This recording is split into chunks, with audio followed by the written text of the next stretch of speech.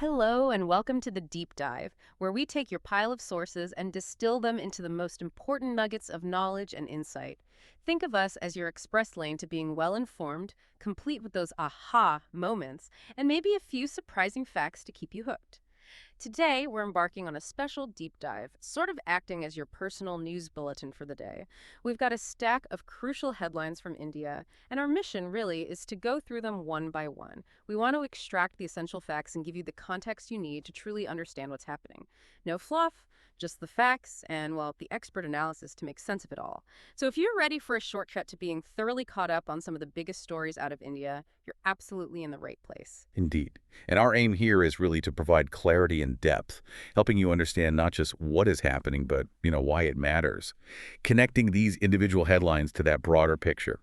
We'll be sticking meticulously to the factual content provided in our sources today, ensuring a balanced and impartial look at each development, from high-stakes diplomacy that could redefine international alliances to domestic policy shifts that touch millions of lives, and even a surprising cricketing controversy will cover the essential details that might otherwise just get lost in the relentless daily news cycle. So yeah, let's get started on this deep dive. Okay, let's unpack this first big story. It really sets the stage for a lot of what we're seeing on the global stage, doesn't it? We're talking about a crucial upcoming meeting between India's External Affairs Minister S. Jaishankar and the U.S. Secretary of State Marco Rubio. They are expected to meet in late September, so, right around the corner. Right. And this meeting carries significant weight. It really does. Because it marks their first in-person engagement since bilateral tensions noticeably escalated back in July. Yeah. And the fact that it's happening on the sidelines of the UN General Assembly high-level week in New York, well, that isn't just logistics. It's a strategic choice. The UNGA provides that kind of multilateral backdrop. It allows for both formal and informal discussions. It often serves as a bit of a pressure release valve, you could say. Okay, yeah. Where these high-stakes diplomatic issues can be addressed maybe away from the intense bilateral spotlight, but still with everyone watching. It's kind of an ideal setting to signal, a willingness to re-engage and potentially de-escalate. And those tensions you mentioned, they've been quite palpable, haven't they? You can sort of feel them. Bilateral relations have been strained primarily due to ongoing trade tariffs, which, yeah, we'll definitely dive deeper into shortly, Toll. And this is a really significant point of contention. India's continued pretty robust purchase of Russian oil. These aren't just minor disagreements. They feel like fundamental economic and geopolitical issues. So this meeting is certainly happening at a pivotal time for both nations. Precisely. And what's intriguing, despite these lingering and quite serious issues, is there's a renewed sense of diplomatic momentum. You feel it. Just recently, President Donald Trump publicly announced the resumption of those stalled trade talks with India, and he expressed clear optimism about reaching a deal. Now, this shift in tone from the U.S. administration is quite notable, maybe signals a tactical pivot. It raises the question, doesn't it? Is this genuine long-term alignment, maybe driven by wanting to consolidate alliances in the Indo-Pacific? Or perhaps it's more pragmatic, a reevaluation of past trade pressures. It suggests a complex calculation on the U.S. side. Right. And we even have specific details that seem to back this up. President Trump's nominee for U.S. envoy to India, Sujit Gore, he's already confirmed that India's Commerce Minister, Piyush Goyal, has been formally invited to Washington. And this isn't just a casual invitation, right? It's specifically to engage in talks aimed at resolving these long-standing trade disputes. It certainly sounds like both sides are getting ready to roll up their sleeves. Exactly. And stepping back to the broader context, Gore also emphasized the strong personal rapport that exists between President Trump and Prime Minister Narendra Modi. He noted this relationship has, perhaps surprisingly, remained positive, even during periods of pretty pointed criticism from the U.S. on trade and energy policies. And this isn't insignificant. A personal connection at the leadership level can often act as a crucial shock absorber during these diplomatic rough patches. It provides a foundation of trust, maybe, that could be indispensable for moving forward on really contentious issues like trade and energy. It suggests that despite policy disagreements, there's a certain political will, maybe, to find common ground. However, and this is a big however, here's where things get undeniably complex. A major point of contention remains India's robust energy ties with Russia. That hasn't gone away. The U.S. has been quite vocal, even floating the idea of expanded sanctions, specifically targeting countries that continue purchasing Russian oil. This isn't just a suggestion. It's like a potential economic hammer hanging there. And that hammer looms larger, especially after the recent Trump-Putin summit. Remember that. It failed to yield any significant progress on ending the Ukraine war. Trump has been remarkably vocal, repeatedly urging NATO and G7 nations to halt Russian energy imports entirely. He's even gone so far as to propose steep tariffs on China, arguing it's a way to pressure Moscow further on this issue. The U.S. is clearly employing a sort of all-encompassing strategy here, applying immense pressure not just on its traditional allies, but also on crucial strategic partners like India. They're viewing this through the lens of national security, funding of military efforts. But India, for its part, has been equally firm in defending its position, hasn't it? Despite this escalating pressure, India has consistently defended its energy strategy. They cite compelling reasons, market dynamics, just the reality of competitive pricing. And, crucially, its own national energy security. That's a big one. For a country of India's size, these are pretty much non-negotiable factors, essential for powering its economy, providing for its vast population, makes a sudden pivot incredibly difficult without, significant disruption. And this brings us right back to the upcoming Jaishankar-Rubio meeting.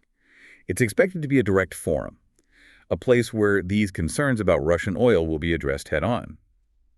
But simultaneously, both parties will be working to reinforce the broader strategic partnership. That extends far beyond just energy. It's a classic diplomatic tightrope walk, isn't it? Addressing points of contention while simultaneously highlighting and strengthening areas of mutual interest. Things like defense cooperation, technology transfer, regional security in the Indo-Pacific. The discussions will likely explore, creative solutions maybe, to mitigate U.S. concerns without compromising India's critical energy needs. Right. And adding more specific detail to this discussion, we've heard remarkably strong statements from White House Trade Advisor Peter Navarro. He's certainly not one to mince words, especially when it comes to trade disputes. Indeed. Not at all. In a recent interview with CNBC International, Navarro didn't just reignite criticism, he amplified it significantly. He explicitly accused India of profiting from unfair trade practices with the U.S., and then, crucially, claimed that India was using those very gains to buy Russian oil, which he stated indirectly funds Russia's military efforts. That's a heavy accusation. He asserted that India is now coming to the table amid renewed negotiations, but only because it's being pressured, basically. And he reiterated that India's tariffs remain excessively high. It's worth remembering, Navarro has a history of these kinds of warnings.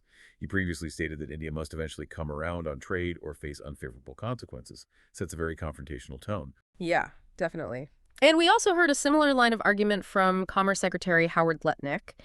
He echoed these sentiments, specifically criticizing India for, as he put it, boasting about its large population, often seen as this huge market, while refusing to import even modest quantities of American agricultural products like corn.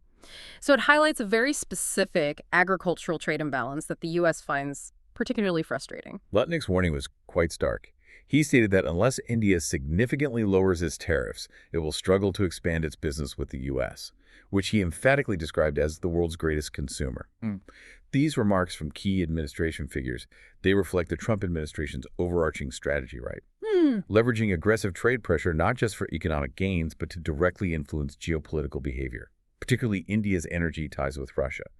They are explicitly framing this as a national security issue for the United States, raising the stakes considerably. So looking ahead to the broader outlook, U.S. Chief Negotiator Brendan Lynch is preparing to visit India. It's for a focused, one-day round of talks. Now, while it's just one day, it does signal a tangible potential for a thaw, maybe, a commitment to direct engagement. However, the U.S. agenda is crystal clear. They are pushing hard for greater market access for American goods and significant tariff reductions from India. This isn't exactly a gentle negotiation. It's a push for concrete policy changes. And India, on its part, isn't just going to concede ground easily, you wouldn't think. It will likely enter these talks seeking firm assurances on its own energy security that seems non-negotiable, and demanding genuine trade reciprocity, meaning, a fair exchange of market access. India will undoubtedly maintain its stance, emphasizing its domestic economic needs and the fundamental market dynamics that drive its trade decisions. It's about balancing national interests against these external pressures. Exactly. And this confluence of factors raises a critical question. The outcome of these imminent talks could profoundly reshape U.S.-India economic relations for the long term, and by extension, influence broader strategic alignments in the Indo-Pacific and globally. While the diplomatic climate seems to have tentatively warmed, with both sides showing some willingness to bridge gaps, the true test will be whether these high-level meetings can translate into concrete agreements. The ability to navigate these complex layers, economic pressure, energy security, strategic partnership, that will define the future trajectory of one of the world's most consequential bilateral relationships. Okay, so while high-level diplomatic meetings are designed to resolve global tensions, sometimes the sparks fly in really unexpected places. From the negotiation tables of New York, let's turn our attention to a, well, perhaps equally passionate arena, the cricket pitch. A controversial incident from the Asia Cup is causing its own kind of international tension. It's quite something.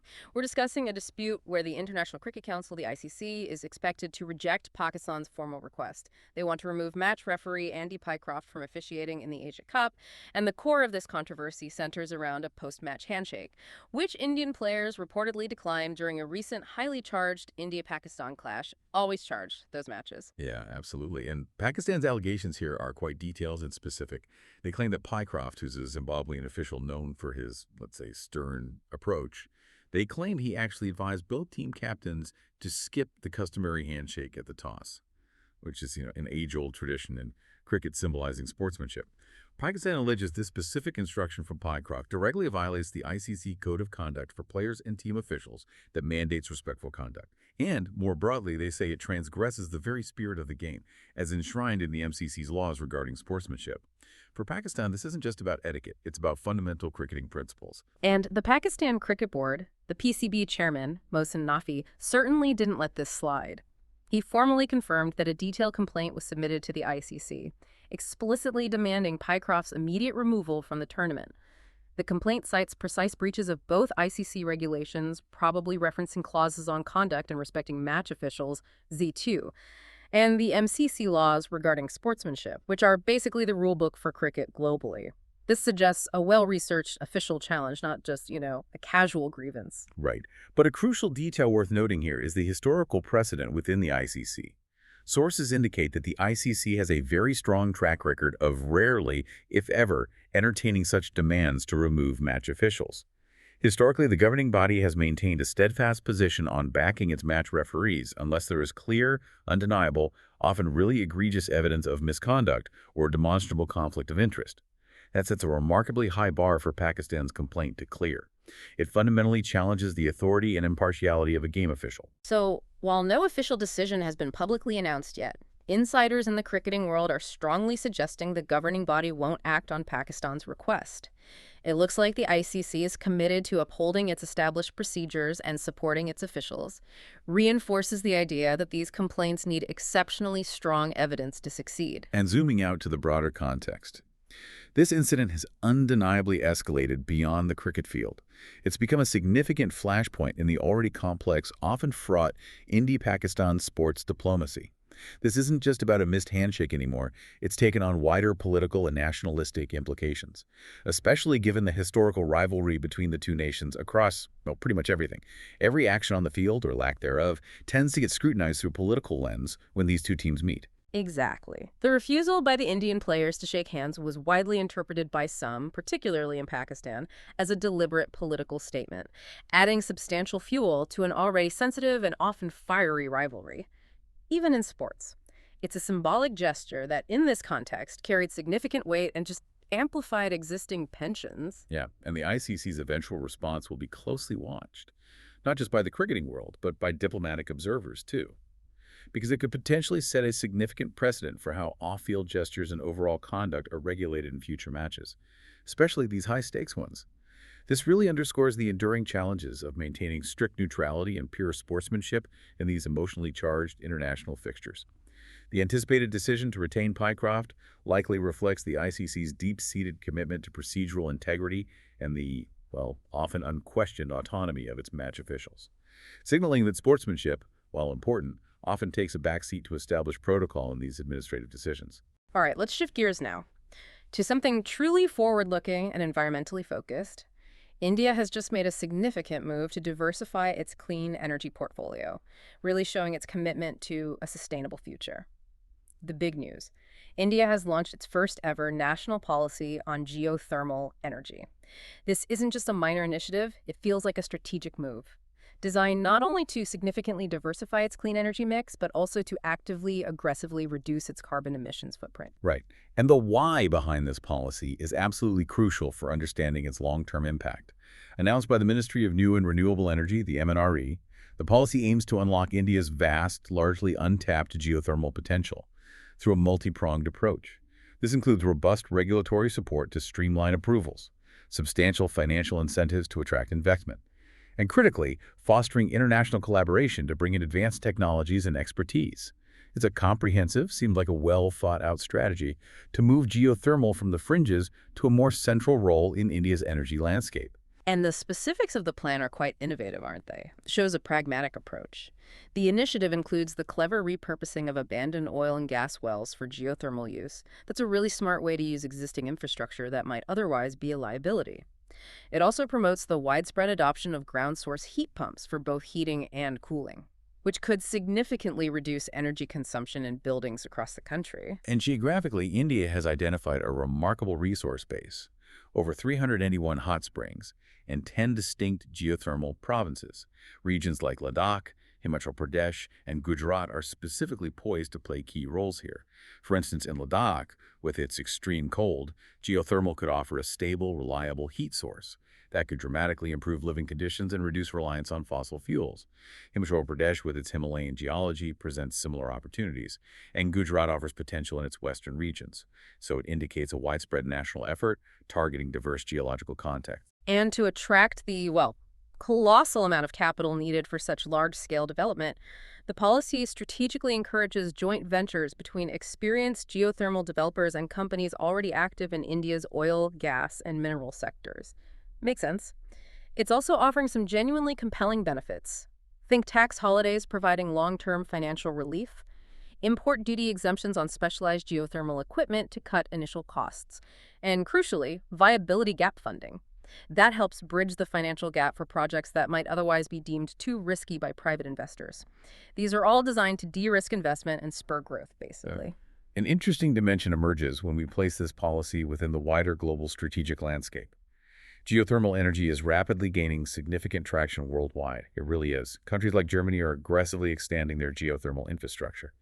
And even major U.S. tech firms are actively seeking stable, low-carbon electricity sources like geothermal to power their increasingly energy-intensive AI systems. This global trend highlights the growing recognition of geothermal as a reliable and sustainable baseload power source. India's new policy aligns perfectly with this global momentum, aiming to contribute significantly to the overall global geothermal capacity, which, at the end of 2024, already stood at an impressive 15.4 gigawatts.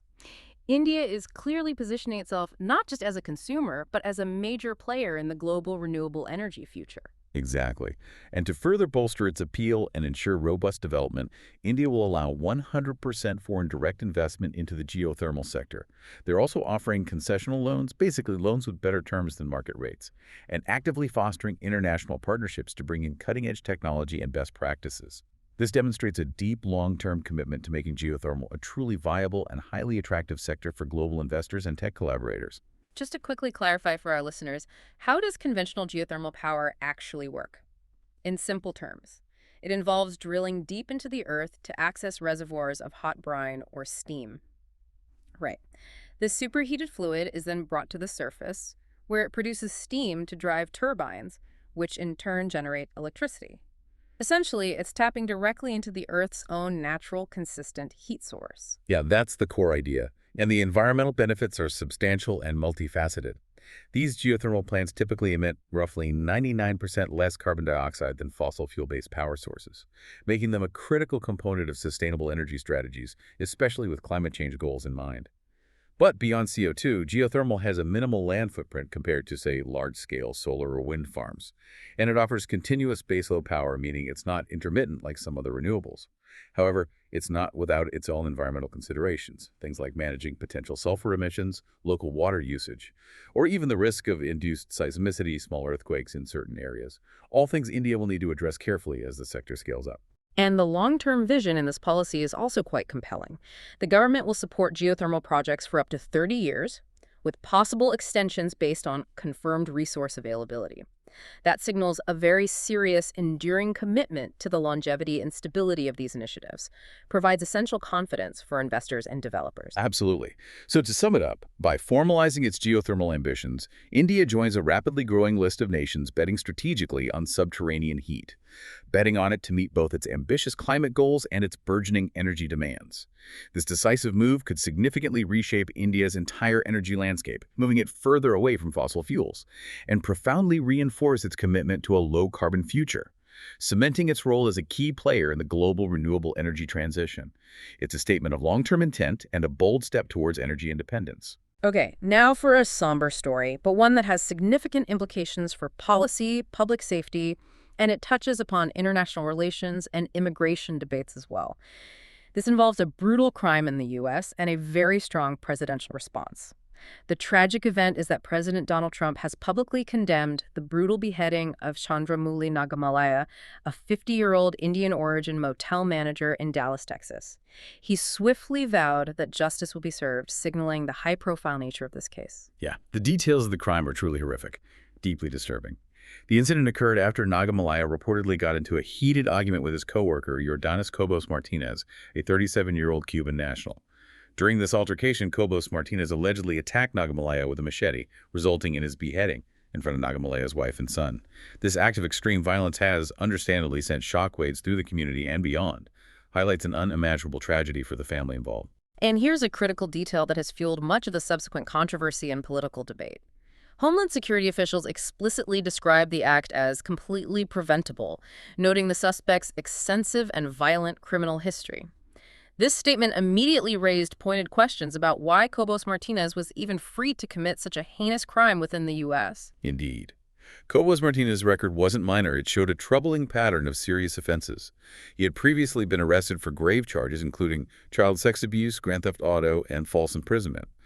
These weren't isolated incidents, but a series of serious criminal acts.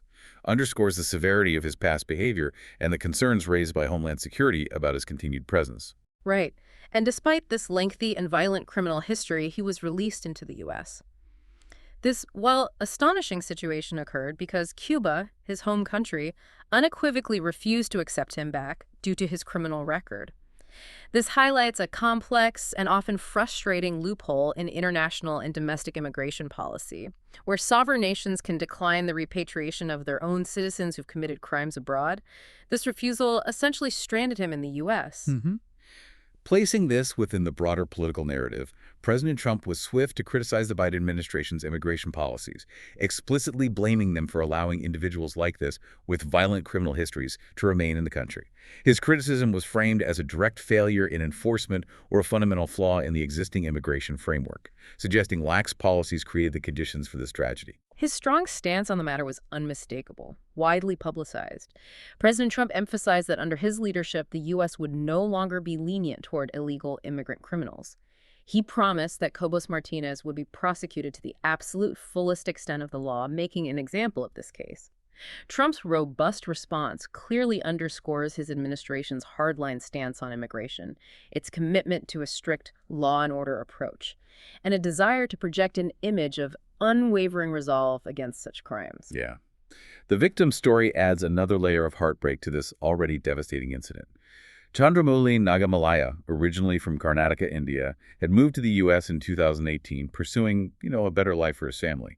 His son had recently celebrated his high school graduation and was diligently preparing for college, making this sudden and brutal loss even more poignant and shattering for the family's future and aspirations. And the community response has been overwhelming, heartening amidst the grief.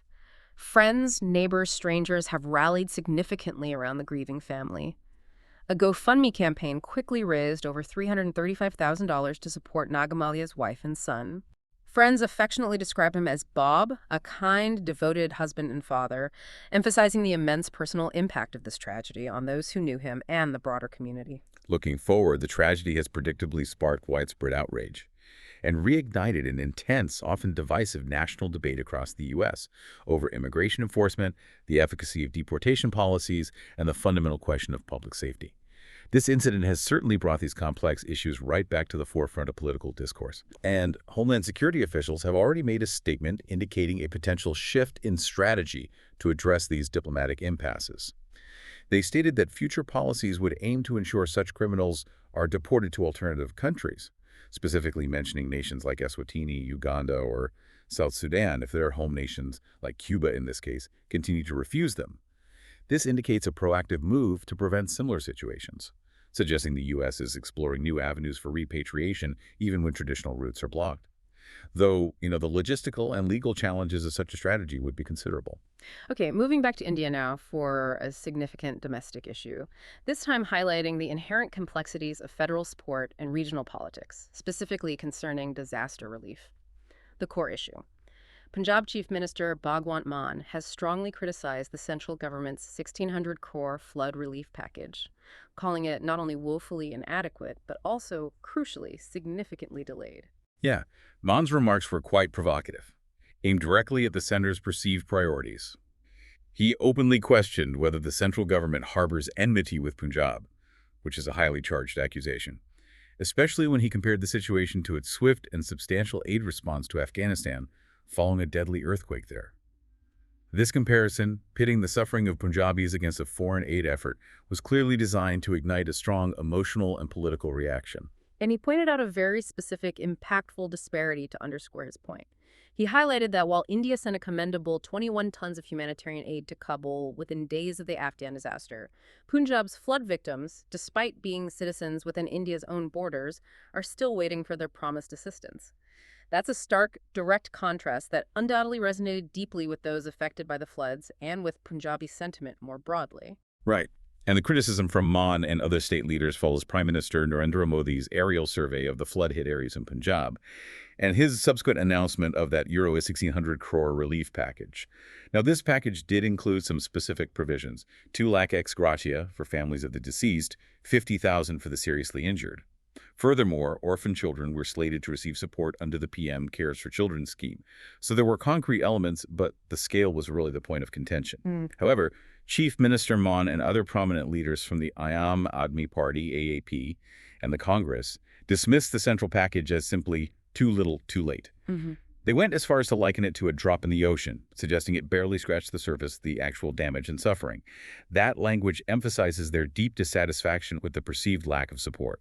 And Punjab ministers further emphasized the sheer scale of the state's needs, stating that the state had requested a truly massive 80,000 crore. This figure wasn't pulled from thin air. It included 60,000 crore in pending dues that Punjab claims the central government owes it, alongside funds specifically for immediate relief and long-term rebuilding efforts.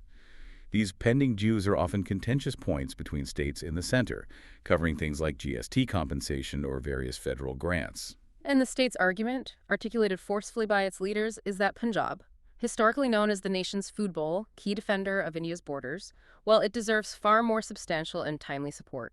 The ministers even issued a joint statement condemning what they explicitly described as stepmotherly treatment by the center. That's a powerful idiom suggesting unfair and discriminatory behavior. Yeah. A crucial detail worth noting here is how this controversy has not only sparked, but also significantly intensified a broader political debate. A debate over federal support and regional equity within India. Mann's remarks, combined with the unified criticism from state leaders across party lines, reflect a growing frustration. Frustration with what they perceive as neglect from the central government towards a strategically important state. This taps into historical grievances, current political dynamics, making the issue deeply resonant. And that diplomatic dimension you mentioned is key to understanding the political pertinency here. The explicit comparison with Afghanistan's aid response has added another, very inflammatory layer to the debate, highlighting perceived disparities in urgency and allocation between international crises and domestic disasters. This kind of comparison is incredibly potent politically, suggesting a prioritization of foreign needs over those at home. Definitely. So, to put it simply, this incident profoundly underscores ongoing tensions between Punjab and the center, raising significant questions about national disaster relief priorities, the fairness of financial allocations to states, and the complex political dynamics shaping intergovernmental relations in India's federal structure. This episode is a vivid illustration of the challenges inherent in balancing national unity with regional demands, especially when natural calamities hit. All right, next up, a story that blends philanthropy, monumental wildlife conservation efforts, and a high-profile legal challenge that got a lot of attention. We're talking about the massive Vantara Wildlife Rescue Center in India, a remarkable facility run by the philanthropic arm of Reliance Industries and spearheaded by Anant Ambani from one of the country's most prominent families. The big news. A definitive decision. India's Supreme Court has cleared the Vantara Center of all allegations related to illegal animal acquisition and mistreatment. Yeah, and this verdict didn't come lightly. It followed an extensive, meticulous investigation by a special committee appointed specifically by the Supreme Court. This committee was tasked with thoroughly reviewing a multitude of complaints lodged by various wildlife and nonprofit groups. These groups had raised significant concerns about, the transparency and legality of how animals were brought to the center, as well as their overall welfare and living conditions, prompted a really high-stakes inquiry. And to give you a real sense of scale, the ambition behind this project, Vantara is located in Jamnagar, Gujarat. It stands as a flagship initiative of the Ambani family and the Reliance Foundation. It is, by any measure, an operation of immense proportions, shows a substantial commitment to wildlife. Indeed, its scale is truly impressive. Vantara currently houses over 150,000 animals from more than 2,000 species, representing a truly diverse collection of rescued wildlife.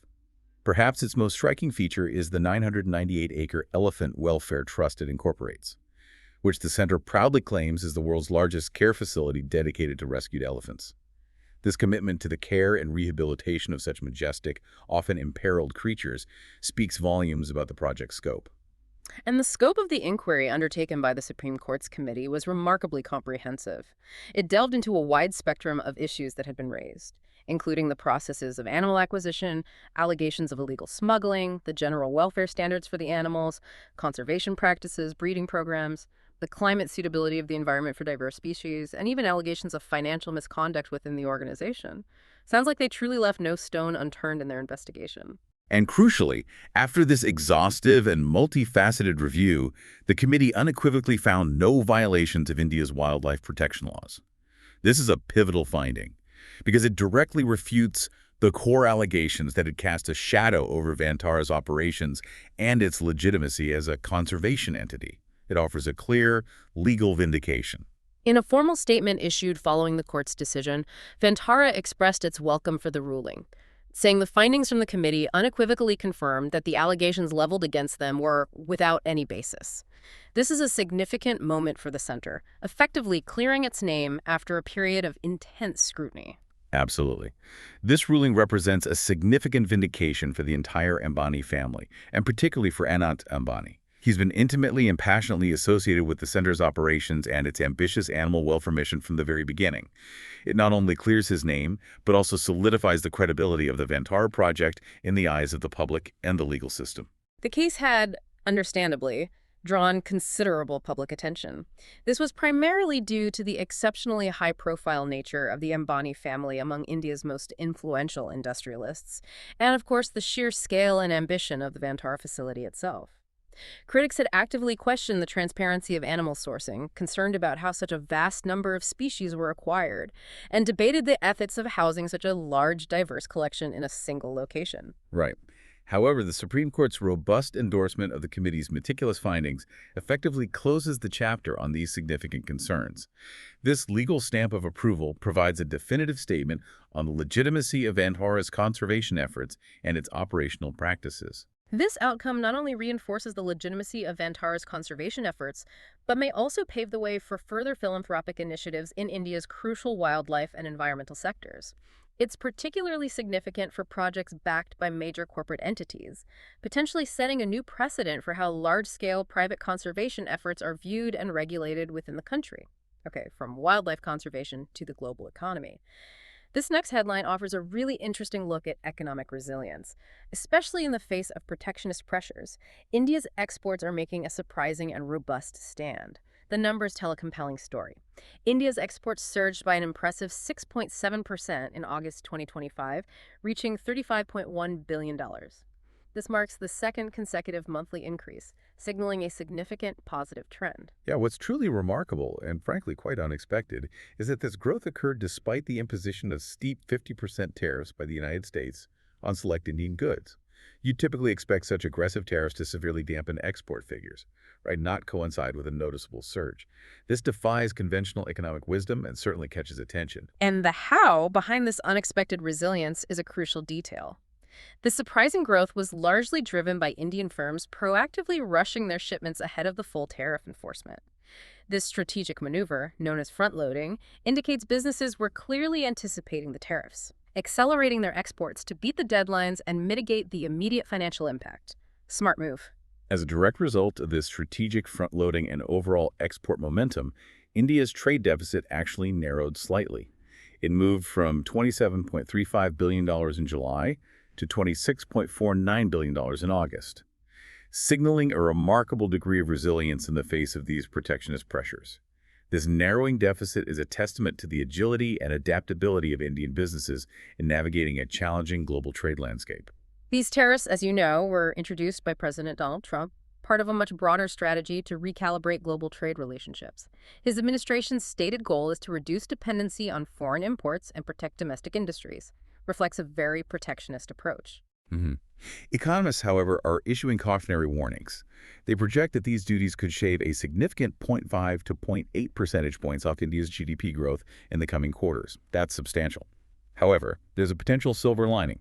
Recent domestic tax cuts implemented by the Indian government might offset some of this impact by adding back an estimated zero point 0.2 percentage points to GDP growth, providing a partial, though not complete, buffer against the tariff effects. Right. Despite these external headwinds, India's current economic momentum is undeniably impressive. Its GDP growth stood at a robust 7.8% for the quarter ending in June.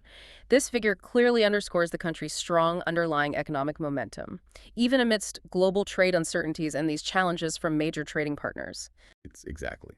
Zooming out to the broader implications, trade talks between New Delhi and Washington are slated to resume this week. These discussions offer a crucial potential path to ease these escalating tensions and, hopefully, stabilize market sentiment. Given the recent export data and the ongoing tariff regime, these negotiations are critically important for the future trajectory of trade between the two economic giants.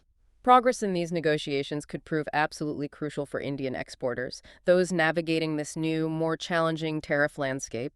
It's also vital for policymakers aiming to maintain India's ambitious trajectory toward its 2047 high-income goal, a vision that relies heavily on sustained export growth and global trade integration. The stakes for these talks are undeniably very high. Yeah, definitely. So, to put it simply, the unexpected export growth amidst significant tariff challenges reflects India's inherent adaptability and the urgency with which its businesses are responding to global trade shifts. However, specifically India, which had actually led in F1 visa issuances since 2021, saw a dramatic 43.5% decline. This isn't just a minor fluctuation, it's a substantial drop, numbers falling from nearly 26,000 down to under 15,000. This represents a huge reversal of recent trends and certainly warrants closer examination. And it's not just India. China also experienced a significant decrease, though slightly less steep, a 24.1% decline in F1 visa issuances. Their numbers fell from about 14,700 to just over 11,000. So we're seeing a broad pattern of reduction from both of the most critical source countries for international students in the U.S. And this decline clearly coincides with a concerted effort by the U.S. to tighten its immigration policies across various fronts. These measures include expanded social media checks, which can be quite intrusive for applicants, and widespread cancellations of visa appointments at embassies and consulates in Greek countries. These administrative hurdles and increased scrutiny undoubtedly play a significant role, reducing accessibility, increasing uncertainty for prospective students. For China specifically, the U.S. State Department announced even stricter scrutiny for visa applications back in May, targeting individuals from both mainland China and Hong Kong. This was coupled with aggressive revocations of existing visas, specifically aimed at students linked to the Chinese Communist Party, or those pursuing studies in fields deemed sensitive for national security, like advanced tech or research. This adds a clear national security dimension to the visa process. And the current drop in Chinese student visas echoes a similar, even more dramatic trend we saw back in 2021, when issuances plummeted from over 13,000 to less than 2,000. That was huge.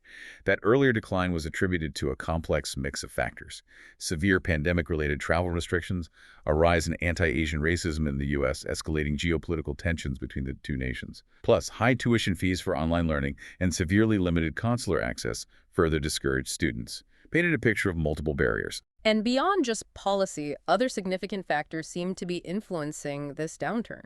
We're seeing a growing trend where international students are increasingly considering alternative destinations, suggesting that the U.S. is no longer the undisputed first choice for everyone, perhaps. Indeed, countries like Canada, the UK, and Australia have become increasingly attractive options.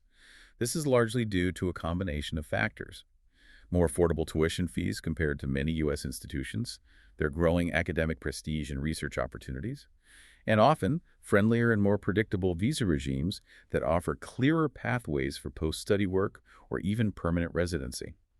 These countries are actively competing for top talent, and their policies reflect that. The sharp reduction in F1 visas raises serious and multifaceted concerns about the future of U.S. higher education's global appeal. This isn't just about statistics, it's about the reputation, financial stability, and international influence of American universities on the world stage. Right. And this trend raises an important question. U.S. universities may face significant financial impacts from declining international enrollment. These students often pay full tuition. And it could also lead to a noticeable cultural impact on campuses, less diversity. Simultaneously, students themselves are increasingly weighing the complex risks and considerable costs of studying in the U.S., especially amidst an evolving and often unpredictable immigration landscape. This trend fundamentally underscores the intricate interplay between education, diplomacy, and national security in shaping global student mobility and the future of international academic exchange. Okay, now to a story from the heart of Indian politics, where a social media post, seemingly innocuous at first glance, quickly sparked a major controversy and fueled a strong, unequivocal response from the Prime Minister himself. The incident involved Prime Minister Narendra Modi, who has strongly criticized the Congress Party over a now-deleted social media post by its Kerala unit. A post that made a rather crude and ultimately very costly link between the state of Bihar and Bidis, those hand-rolled cigarettes. Yeah, Modi's condemnation was swift, public, and delivered with considerable force. Addressing a public rally in Bihar, he called the post an absolute grave insult to the self-respect and dignity of the people of Bihar. He highlighted that the comparison was based solely on the fact that both words Bihar and Bidi start with the letter B. He powerfully argued that this was demeaning and reflected a deep-seated contempt from the opposition, showcasing their disregard for the dignity and hard work of Biharis. And he didn't just stop at criticism, he quickly moved to predict electoral consequences. Modi asserted with conviction that the people of Bihar would deliver a strong and decisive electoral response to the India bloc. That includes the Congress Party and the Rashtriya Janata Dal, or RJD, in the upcoming assembly elections. He effectively transformed this social media gaffe into a political rallying cry aimed at galvanizing voters against the opposition. Right. Modi also took the opportunity, as is common in such rallies, to broadly accuse the opposition of a history of misgovernance during their past tenures in Bihar. He claimed that they had demonstrably failed to foster genuine development in the state, and furthermore, alleged they had instead supported infiltrators, a term often used in Indian political discourse for undocumented immigrants, linking it to national security concerns. This tied the recent social media incident into a wider narrative of long-standing political failings and perceived threats. He then shifted to emphasize the commitment of his own NDA government, stating unequivocally that they are dedicated to driving out such elements, referring to the alleged infiltrators, and ensuring both the security and the sustained progress of the state. This drew a very clear contrast with the opposition, positioning his party as the true protectors and developers of Bihar. Furthermore, highlighting Bihar's rich historical and strategic importance to India, Modi made a point to praise the state's significant contributions to national development and security, often understated perhaps. This was a direct attempt to uplift the state's image and pride, especially following the controversial BD post, aiming to counteract the perceived insult with a narrative of respect and national recognition. And in a broader push for development and welfare initiative, Modi announced the formation of the National Makhana Board, a specific measure aimed at supporting local farmers and boosting agricultural productivity in Bihar, particularly for makhana, or foxnut, cultivation. He also cited the impressive distribution of 4 crore puka houses, sturdy, permanent homes to poor families nationwide, with 3 crore or more currently under construction as part of the center's ongoing large-scale welfare initiatives. Yeah, a crucial detail worth noting here is how the seemingly minor controversy surrounding the Congress post sparked such a significant political backlash, with Prime Minister Modi strategically and effectively using it to galvanize support. He reinforced his party's narrative of respect and committed development for Bihar, turning a perceived insult into an opportunity to rally his base. It's a classic, astute political maneuver to leverage a misstep by the opposition. His remarks at the rally really reflected a strategic blend, didn't they? Emotional appeal, expertly leveraging the perceived insult to the Bihari people, coupled with concrete policy promises designed to improve their lives. This dual approach was clearly aimed at consolidating voter support ahead of the crucial upcoming elections. Definitely. So what this means is the incident has profoundly intensified political tensions and starkly underscored the inherent sensitivity surrounding regional identity and dignity in Indian politics. Modi's robust response strategically positions the NDA as the staunch defender of Bihar's pride and the undisputed champion of inclusive development, undoubtedly shaping the narratives and voter sentiment as the elections draw closer. Finally, let's turn to a complex legal and social issue in India, one that touches upon religious freedom, property rights, and community identity. We're talking about a recent Supreme Court interim order on the Waqf Amendment Act, the ruling. India's Supreme Court issued an interim order concerning key provisions of the Waqf Amendment Act 2025. Right. And this decision, as you might expect, has immediately sparked a wave of mixed reactions from Muslim organizations across the country.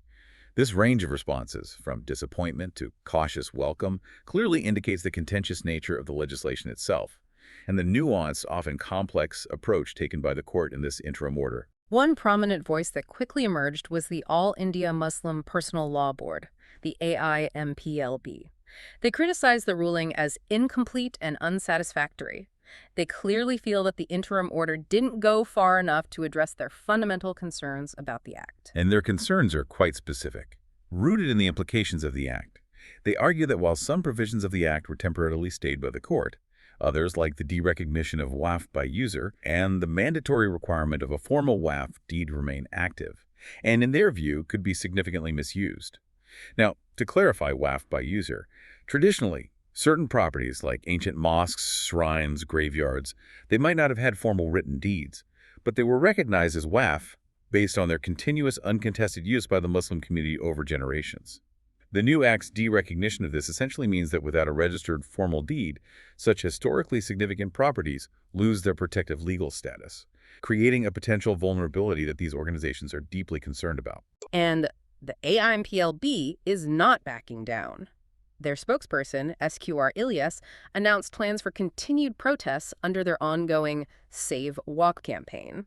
This will include a significant rally at Delhi's iconic Ramlila Maidan on November 16th, clearly demonstrating their intention to keep the pressure on the government and the judiciary regarding this act. But in a striking contrast, Shaikh Adib Ansari of the All India Pasmanda Muslim Mahaz, that's a group representing marginalized Muslim communities, welcomed the verdict. He characterized it as a nuanced judgment that, in his opinion, thoughtfully upholds constitutional principles and crucially protects the rights of these often overlooked Muslim communities.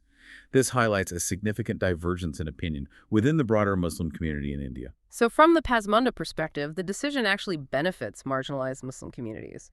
By reinforcing legal safeguards for Waqf institutions, they view this as a positive step, suggesting a more constructive interpretation of the court's interim order and its potential impact on their specific interests.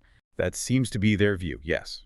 Meanwhile, the Jamiat Ulama-e-Hind, or JUH, another influential Muslim organization, also responded with notably divided opinions, underscores the deep internal disagreements. The faction led by Maulana Mahmood Madani expressed clear dissatisfaction. They emphasized critical numbers. Over 4 lakh Waqf properties, including a staggering 1.19 lakh mosques and 1.5 lakh graveyards, are currently classified under Waqf by user. And crucially, more than 80% of these are unregistered. They argue vehemently that the interim order fails to fully protect these vast historically significant assets from potential encroachment or legal challenges. Right. But then the opposing JOH faction, led by Arshad Madani, adopted a more cautious tone, welcoming the interim relief provided by the court, but still labeling the entire Waqf Amendment Act a dangerous conspiracy against constitutional freedoms, expressing a strong hope that the Supreme Court will eventually strike it down completely, nullifying its provisions.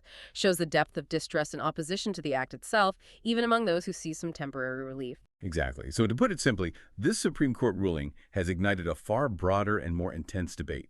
over religious freedom, property rights, and the crucial, often sensitive role of Waqf institutions in India's incredibly diverse society. It touches upon historical practices, legal interpretations, and community autonomy. And the ultimate takeaway from this feels significant. While some interpret the judgment as a constructive step toward achieving legal clarity and reform within Waqf management, others harbor profound fears that it could incrementally erode long-standing Islamic practices and traditions regarding religious endowments.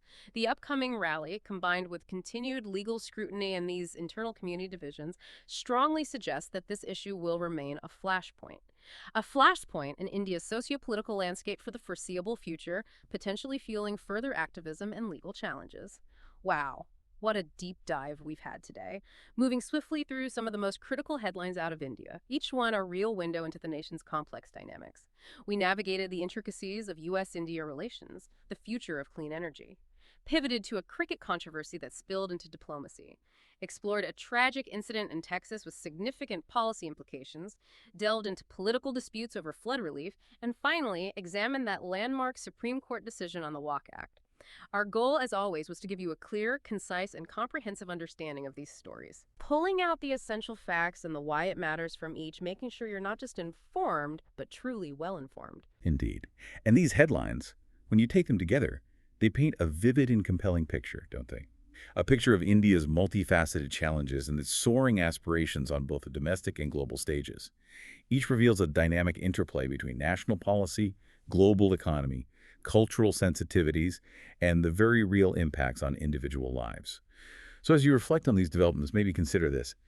How do these seemingly disparate events, a trade dispute, a cricket handshake, a new energy policy, or a Supreme Court ruling, how do they ultimately converge and interact to shape India's evolving identity and its increasingly pivotal role in an interconnected and, let's face it, often unpredictable world? That's a powerful question to ponder. Definitely something to think about. We hope this deep dive has given you plenty to mull over and perhaps even sparked some new curiosities for you to explore further.